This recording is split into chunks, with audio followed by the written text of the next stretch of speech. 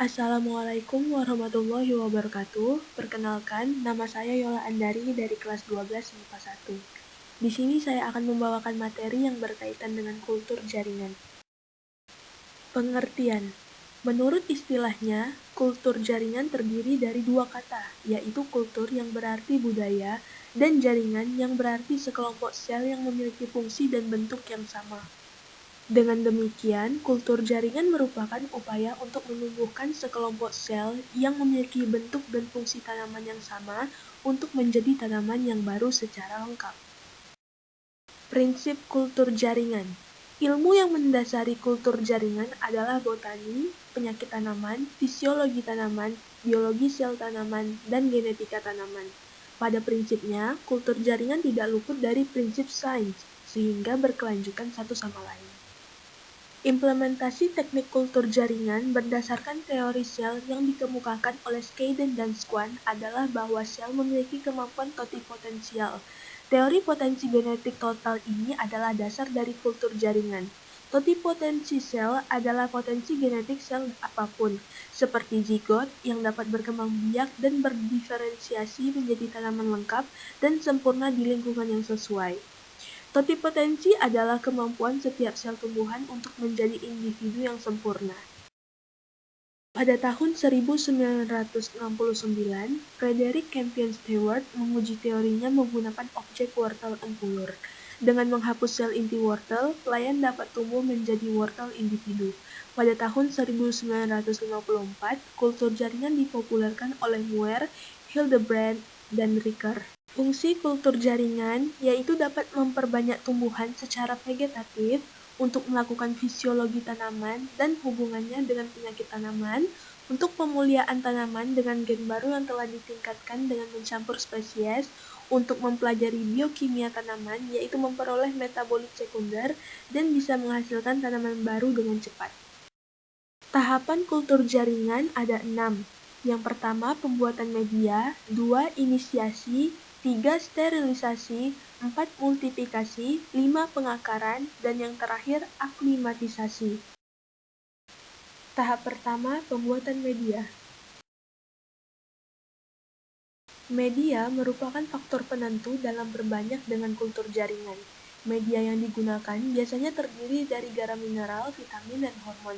Selain itu, diperlukan juga bahan tambahan seperti agar, gula, dan lain-lain. Media tumbuh dapat dibedakan menjadi media padat dan media cair. Media padat umumnya berupa padatan gel seperti agar, di mana nutrisi dicampurkan pada agar. Media cair adalah nutrisi yang dilarutkan di air. Media cair dapat bersifat tenang atau dalam kondisi selalu bergerak, tergantung kebutuhan. 2. Inisiasi.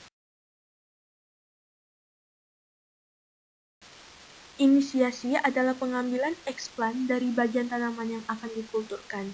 Bagian tanaman yang sering digunakan untuk kegiatan kultur jaringan adalah tunas. Eksplan dapat berasal dari daun, tunas, cabang, batang, akar, embrio, kotiledon, hipokotil, dan epikotil. Tahapan ketiga yaitu sterilisasi. Sterilisasi adalah bahwa segala kegiatan dalam kultur jaringan harus dilakukan di tempat yang steril, yaitu di laminar flow dan menggunakan alat-alat yang juga steril. Sterilisasi juga dilakukan terhadap peralatan, yaitu menggunakan etanol yang disemprotkan secara merata pada peralatan yang digunakan. Teknisi yang melakukan kultur jaringan juga harus steril. 4. Multiplikasi. Multiplikasi adalah kegiatan memperbanyak calon tanaman dengan menanam eksplan pada media. Kegiatan ini dilakukan di laminar flow untuk menghindari adanya kontaminasi yang menyebabkan gagalnya pertumbuhan eksplan. Tabung reaksi yang telah ditanami eksplan diletakkan pada rak-rak dan ditempatkan di tempat yang steril dengan suhu kamar.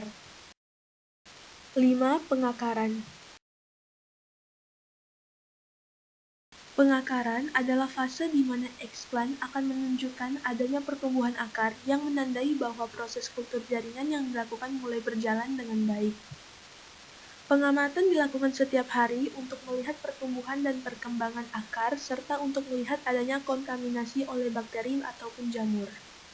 Eksplan yang terkontaminasi akan menunjukkan gejala seperti berwarna putih atau biru yang disebabkan oleh jamur atau busuk yang disebabkan oleh bakteri. Tahap yang terakhir yaitu aklimatisasi. Aklimatisasi adalah kegiatan memindahkan eksplan keluar dari ruangan aseptik ke kondisi luar atau lapangan. Pemindahan dilakukan secara hati-hati dan bertahap, yaitu dengan memberikan sungkup. Sungkup digunakan untuk melindungi bibit dari udara luar dan serangan hama penyakit karena bibit hasil kultur jaringan sangat rentan terhadap serangan hama penyakit dan udara luar. Setelah bibit mampu beradaptasi dengan lingkungan barunya, maka secara bertahap sungkup dilepaskan dan pemeliharaan bibit dilakukan dengan cara yang sama dengan pemeliharaan bibit generatif. Faktor keberhasilan kultur jaringan, yang pertama eksplan yang digunakan berupa jenis tanaman, jenis jaringan, ukuran eksplan, kondisi tanaman induk, genetik eksplan, dan musim. 2. Perbandingan komposisi senyawa kimia dalam media tanam. 3. Kondisi lingkungan, misalnya cahaya, suhu, kelembapan pH, dan kepadatan media. 4. Kondisi kultur dan lingkungan yang steril. Beberapa teknik kultur jaringan. Yang pertama, kultur meristem, yaitu eksplan yang digunakan berupa jaringan meristem. Yang kedua, ada kultur kloroplas, yaitu eksplan berupa kloroplas dan biasanya digunakan untuk fungsi protoplasma. Yang ketiga, ada kultur polen atau kultur antar, eksplan yang digunakan berupa putik atau benang sari. Yang keempat, ada kultur protoplas, yaitu eksplan berupa protoplas. Kelebihan teknik kultur jaringan yaitu merupakan cara untuk menghasilkan bibit tanaman dalam jumlah banyak dengan waktu singkat, tidak memerlukan tempat yang luas, tidak bergantung pada musim sehingga bisa dilaksanakan sepanjang waktu. Bibit yang dihasilkan lebih sehat dan seragam, memungkinkan untuk dilakukan rekayasa genetika. Kekurangan memakai teknik kultur jaringan yaitu memerlukan biaya besar karena harus dilakukan di dalam laboratorium yang steril serta menggunakan bahan-bahan kimia. Memerlukan keahlian khusus, lalu memerlukan aklimatisasi ke lingkungan luar karena tanaman hasil kultur berukuran kecil dan bersifat aseptik. Sekian materi yang dapat saya sampaikan. Mohon maaf jika ada kesalahan dan kekurangan. Saya akhiri dengan wassalamualaikum warahmatullahi wabarakatuh. Terima kasih.